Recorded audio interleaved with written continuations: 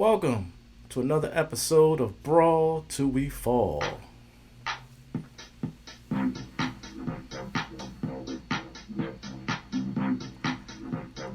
Alright, we're going to be covering AEW and what happened this week, leading up to tonight's pay-per-view Double or Nothing in Las Vegas. It's going to be a slobber knocker. Shout out to JR, one of the greatest announcers of all time. All right, so we're going to start off with Dynamite. Dynamite was a hot show. Again, from beginning to end, it led with a tag match, Roderick Strong, Trent Beretta versus Will Ospreay and Orange Cassidy. Now, this is funny. This is the funny part about this match. Okay, so on commentary was Don Callis, who is claiming that Orange Cassidy and Will Ospreay, which we know Will Ospreay is a part of the Callis family, but Orange Cassidy has never made a statement that he is. But this is something where Don Callis is taking credit and saying that he's one of the greatest managers of all time, and he put these two together, and look what he paired together, his Don Callis family. So, again, and I like coming after Don Callis because I find him to be hilarious. First and foremost, you never come out there for any of the Will Ospreay matches that have taken place where he's gotten a beat down many times. You never call your family in to check on him, to help him, nothing. But yet, he is family. I know what family is. I have a very, very large family. Large, huge, enormous. If something happens where I call my family, they coming. If they see me into something and somebody about to beat me down, they coming. If my mama, who is the same position, my manager, my mama's my manager, if she feels there's something going to happen to her son, she's going to call backup. You've never come out. And in this match shows how weak you are. So, let's get into it. So, they're fighting. Everything is going well. Ospreay and Orange Cassidy are winning. And they got it going on. They're doing their thing. All right? Undisputed is outside of the ring, causing distractions. Don Callis gets up from the table like he was going to do something, and they chased him away. He ran. He didn't call for backup or nothing. These dudes got the snot beat out of them. And Don Callis did nothing. Anyway, I'm not even going to get into the rest of the shenanigans that happened here because it just troubles me that you can call yourself a family and not actually defend your family. Wardlow's a big dude, and I get it, but he took out Will Ospreay. Yeah, boy, I don't get it. I don't get it. All right, moving on. The EVPs are backstage bragging about how Bryan Danielson is going to get the beat down later by the giant Satnam Singh, which I also find to be funny because during the entire time Satnam Singh has been there, and I've said this many times, he's been out there with this group of derelicts. And I'm a fan. You know, Jeff Jarrett, you need to retire, but I'm a big fan of yours. You know what I'm saying? Jay Lethal, big fan of yours. Man, yo, continuously a fan. And I know you could do a lot better. But all this time he's been a part of that group. They've never really used him for anything until now, where there's money involved. Now Satnam Singh going to go up against Bryan Danielson. Now, Bryan Danielson has faced some big dudes. He knows how to chop you down. And most of the time, y'all get injured messing with Bryan Danielson. So, to no avail, I'll tell you what happened in that match. But anyway, the in-ring segment, the Bullet Club Gold, Bang Bang Gang, talking trash as usual about Pac. And just as I said it, I told y'all week after week after week, stop messing with Pac. I told y'all. And now the Death Triangle is back together again. Y'all in trouble. Oh, y'all in trouble. These three dudes are the best trios team ever. Ever. I am an Acclaimed fan, but Acclaimed cannot touch these dudes on any level. I'm a House of Black fan, and the House of Black has one advantage. They have more strength than these dudes, but they gave the House of Black hell. You guys ain't on none of those levels. Y'all not even on the Acclaim level. Y'all only cheat to win and beat them. But anyway, moving along, I believe you guys might as well just hand the belts over. Just hand them over. You're not going to win. Just hand them over. Anyway, Chris Jericho, FTW champion, Big Bill, and the Learning Tree, they are on the desk as the trios match happened with the number one contender for the FTW championship, Hook versus Shibata versus Brian Keith. Hook and Shibata tapped out Brian Keith. Now it'll be a three-way for the FTW championship at Double or Nothing. Konosuke Takashita and Don Callis. Again, Don Callis is out there. He was out there with everybody but Will Ospreay. Anyway, versus Matt Sydal. Takashita whipped his ass. That was an easy win for Takashita. That wasn't even a test to prepare him for the ass whooping that he's going to get at Double or Nothing when he goes against Moxley. Yeah, he's going to get an ass whooping. So, next up, Swerve, AEW champion versus Nick Wayne, which I was waiting for. Nick Wayne got his ass whipped, literally, with a belt. He whipped his ass. I was waiting for that. He needs an ass whooping, yes. I never thought there was a wrestler that I would dislike more than Dom. But Nick Wayne, you got that beaten, and you deserved every bit of it. But I give it to Nick Wayne. He did put up a good fight, but you know Swerve won that, and he beat his ass. Malachi Black versus Kyle O'Reilly. Excellent striker match. But it wasn't until after the match where, again, I warn y'all guys not to push people. Now y'all done push Adam Copeland that he done went back to the dark side. And what happened? A bucket of blood falls on Malachi. Dude, again, you are in trouble. But I'm going to get into the rest of the stories and talk more about that later on as we get into the other programs that have happened, because there's other things that have happened. Toni Storm and Mariah May defeated Saraya and Harley Cameron, the Outcasts. As Toni celebrates with Professor Deeb's flag, which I was calling a banner, but it's a flag. Deeb shows up and cracks Luther with the chair and lays out Toni Storm and the entire crew, and deservingly so. First of all, y'all should have been watching your back, but you wasn't, so you got hit.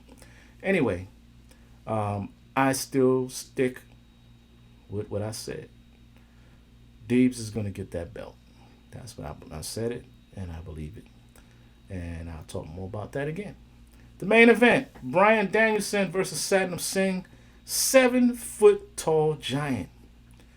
And Danielson almost beat him with a submission. And they knew he was going to beat his ass. So they interfered, Sanjay Dutt, of course.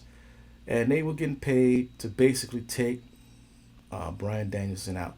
It wasn't about him winning. They wanted to finish him, and the EVPs came out, and they wanted to take him out. They wanted to take him out before it got to Double or Nothing.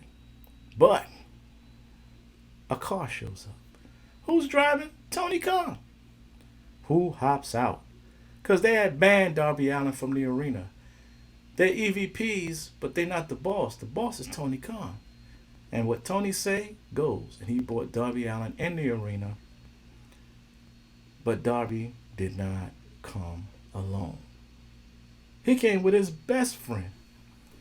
A flamethrower. That's right, a flamethrower. I said it, a flamethrower. He wanted to roast some goddamn marshmallows up in there. Them dudes was about to get roasted. They was about to be some Cajun EVPs. That's right. Yes, they got the best of them. And I can't wait to Double or Nothing. Anarchy in the Arena is going to be crazy. You're going to have flamethrowers. Yes, Darby, I'm pretty sure he's going to bring that flamethrower.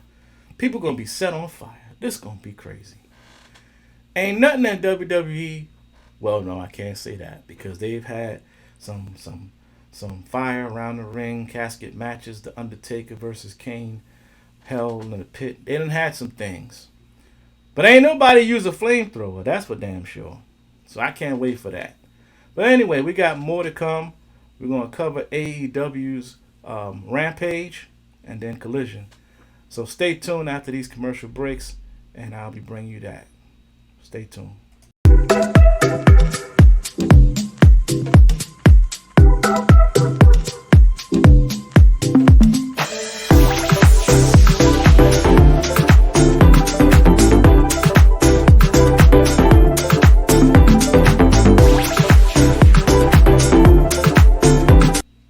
Welcome back. It's time to get into AEW's Rampage. Rampage kicks off with Pac, or I should say the bastard Pac, as he defeated Rocky Romero, who is a good wrestler. I give Rocky Romero, he's a good wrestler, but he is better off as a tag team or trios, which is probably why he's trying to put best friends back together again, because he knows he can't really do anything on the single level. But Pac has shown that he is back and better than ever, and I can't wait for him to be joined with his Death Triangle brothers and just take out this whole Bang Bang gang. I'm sick of them. Anyway, Chris Jericho was on commentary with Big Bill and hyping up his match against Shibata and Hook. When who showed up? Shibata and Hook. Now, I predict this on the prediction show that it's not going to be a triple threat match as my man Jericho think it's going to be. These two are going to team up against him. It's going to be a 2-on-1 handicap match, and hopefully they made some type of agreement where Hook gets the belt back, and then he'll face Shibata and see who's the best, whatever. But Jericho, your days are numbered, and I don't care if you got that cyborg with you, it ain't gonna work for you. These dudes are coming for you. And Hook have shown that he can take it to Big Bill. He don't care how tall he is. He'll take it to him. So, can't wait to see how that turns out. Samoa Joe, he keep telling or giving Hook some advice, but I don't understand why he keeps saying he's making the wrong moves.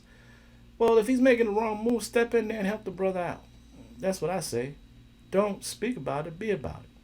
But anyway, Samoa Joe, after telling Hook that he need to get it together, whatever he's doing, whatever. He takes out some dude named Dom Kubrick, whatever, some rookie.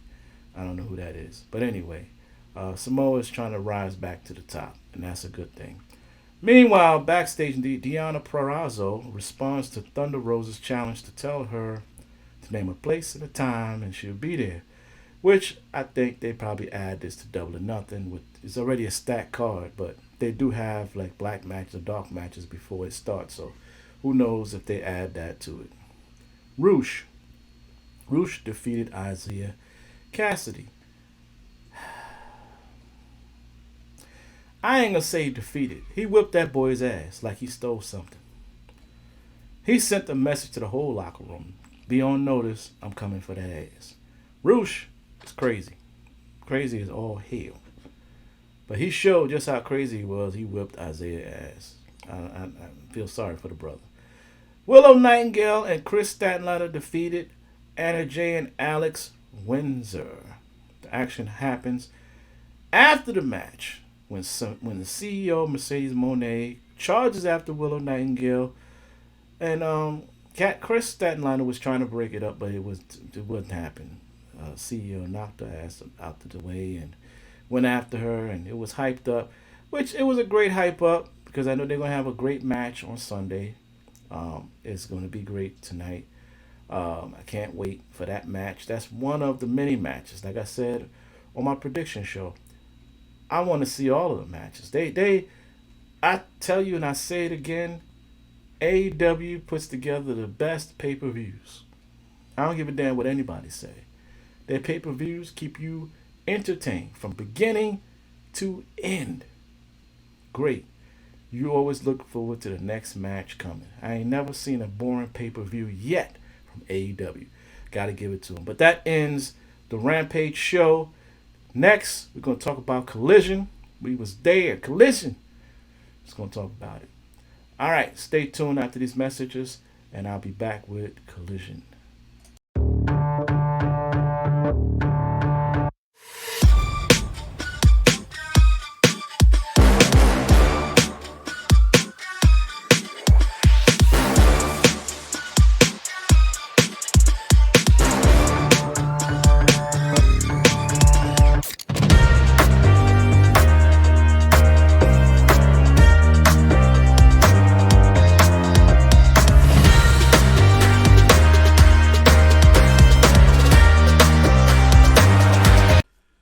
Hey there, wrestling fans. This is your boy Teo, the host of Brawl Till We Fall.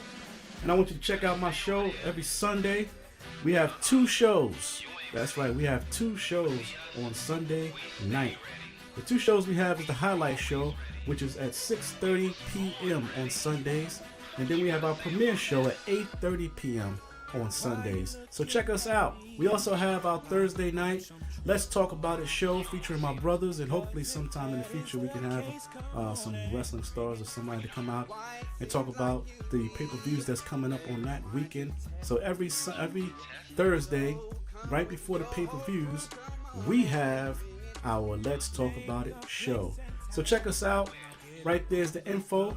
You can go to YouTube to check us out on YouTube, and soon we'll have other platforms. But until then, right now, check us out. Every Sunday, we have our show. Peace out.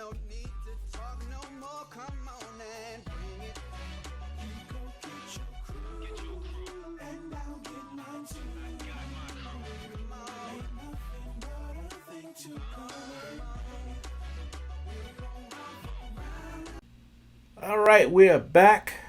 Let's talk about Collision. AEW Collision started off like a masterpiece. That's what I say. It kicks off with Jon Moxley. You know, and I remember when he first came there 5 years ago, and he caused an uproar because people hated on the fact that he left WWE for AEW. But he came out there and caused much havoc, and he still is. So he came out there and he did his in-ring segment, and interrupted him was none other than Don Callis, who it looks like he was trying to recruit my man, which is a smart move, but I don't trust Don Callis anyway. Because Don Callis, like I said, he ain't been there for certain. He's only particular guys in his camp, in his family, I should say, that he really looks out for. I don't think that Moxley would have been one of those, if that would have been the case, but this was a setup. Because out of nowhere, after Moxley said he wanted to put some more stitches in his head, Takashita came out and attacked from behind, and it was a distraction. But the Blackpool Combat Club came out for the rescue. So to no avail, Moxley always got backup. He don't really need the Don Callis family for nothing. So he got his family. But anyway, Will Ospreay, his promo was very believable. He still got the blood on him. He gonna be champion. I really think that he is gonna be the champion, and he deserves it. He is the best wrestler in the world. Okay, so Daniel Garcia, Claudio, and Hiroshi, which was a surprise because nobody knew Hiroshi was coming. They defeated the Righteous and Lance Archer, which were put out there to basically take out this group so that your boy Bryan Danielson would have no backup. That's basically what this is, because these guys, except for Hiroshi, have come to his defense. So they didn't work. That job that wasn't handled right. Righteous and Lance Archer lost. They lost that match. Anyway, the Guns versus the Lucha Brothers, which is the setup right now. It is showing the Lucha Brothers beat their ass, and they had their kids around the ring. You knew they were going to win anyway. When you bring your kids out, you know you're going to win. Period. But they beat the Guns' ass. They showed how fast they is. They better come with an arsenal, because the Death Triangle, all three of them together, is going to be they're going to lose their belts. The Guns, they're going to lose your belts. You're going to lose your belts. You're not going to be trios champions no more. These dudes have been trios champions many times, tag champions, different divisions. These dudes have more experience than you, but they're faster than you, which is sad because they're older than you. But anyway, I just see them winning again, sticking to my guns. Lucha Brothers, the Death Triangle is going to win and take the belts from the Bullet Club Gold. Period. Kyle O'Reilly defeated KM. Easy win. I ain't even got to talk about it. It was so easy and so fast. Ain't even nothing to talk about. Willow Nightingale in the ring segment. No interruptions. But I do find it interesting that the fans are with Willow. She is definitely she's not a heel. I'll put it that way. The fans are cheering for her even more so than they are for the CEO right now. CEO is now the heel. I want to see how this is going to affect the match that they're about to have for the belt, but also the future of the CEO in a sense, because she seems like she is one of those that feeds off the crowd. And if the crowd ain't with you, how are you going to react to that? So I want to see how Mercedes Moné handles this, and how she handles, which I think is going to be a defeat, because I'm changing my mind. I thought the CEO was going to win, but I think that Willow may keep that belt a little longer. Thinking about it, she just got the belt. I don't see them giving it away, even though the CEO is a great catch for AEW. I don't see them giving her the belt just that quickly. So my money right now, after listening to Willow, she has convinced me that she's going to whip the CEO's ass. I'm just going to say that. 4-way tag match. Buddy Matthews, Brody King, House of Black, versus the Gates of Agony, Brian Cage in their corner, versus the Infantry, versus the Acclaimed. I like the face-off with Big Leona from the Gates of Agony and Brody King. I think they need to have a rivalry. I think that the Gates of Agony is on the level of the House of Black. I think that this should be, an ongoing confrontation to see who's the most dominant out of them. But in this match, we've shown that the House of Black won, which shows they're the most dominant out of all those tag teams that they went up against, which rightfully so.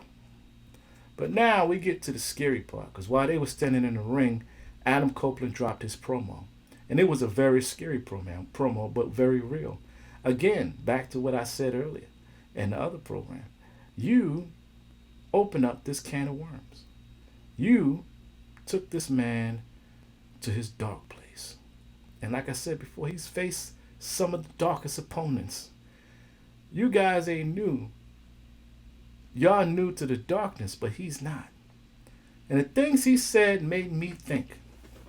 But it only also capitalizes on what I have already said. If he defeats Malachi Black, and here's the thing, Malachi Black says if he defeats him, he would join the House of Black. But no, what if he defeats you, Malachi? Then he should be the new leader. And now, Adam is thinking about this. He should be the new leader, but it won't be called the House of Black no more. No. It'll be called the House of Blood, which means he is out for blood. He is more sadistic and mental than y'all are. Are y'all ready for that type of leadership? Can y'all handle this man? Do you think you're ready for this, Malachi? Malachi, you face many men, But have you faced a man that's on a whole nother level than even you in the darkness? I can't wait. I can't wait to see that. That's another match I can't wait for. But now here, let's get on to Toni Storm. She did her promo. And although she seemed very serious and she wasn't playing around, and she was, like she was really into this match. She's focused. Well, when I heard Serena Deeb's promo, I truly believe that she's going to snap Toni Storm's leg. I think she's going to snap her leg. And I think she's going to win that belt. I stand behind my prediction. Yes, Serena Deeb will be the new champion. Mariah May defeated Layla Hirsch. Wasn't a big deal about that. Bryan Danielson, FTR versus Jeff Jarrett, Jay Lethal, and Satnam Singh with Sanjay Dutt in their corner. And honestly, you know what this was. This was weakening these guys up. But I'm going to be honest with you. After last week's collision, I didn't think FTR was going to be ready. I didn't think they was going to come back. But after seeing this match, they ready. Team AEW is coming to whip some ass and chew some bubblegum. Yes, they're coming. So EVPs, you better get it ready. You better take all of the pain medicine you have because they're going to put you through it. FTR look great in this match. They look real great. And the things they even did to Satnam Singh in this match lets me know they are great. They are ready. And if you put money on these guys again, if you gave Sanjay Dutt some more money, you better go collect your refund because these guys whipped their ass. They got their ass handed to them. But you know what was funny about this match? The ref. The ref is gangster. When Jarrett's wife slipped that guitar in the ring, she said, "I told you, B, don't be doing that." And you know what word I'm talking about. She wasn't playing. She's gangster. I like the ref in that. But FTR got on the mic and reminded me of when they first premiered Double or Nothing pay-per-view 5 years ago when they came in their truck. Man, that was the most exciting thing I've ever seen. And here we are 5 years later. They still kicking, still doing their thing. And I can't wait for Double or Nothing because out of all the pay-per-views, that is the baddest and best and greatest pay-per-view. You don't know what's going to happen. Oh my God, it's so much going to go down tomorrow night, or tonight I should say. It's going to be off the chain. I can't wait till tonight to watch it. You should too. Invest your pay-per-view money in this pay-per-view.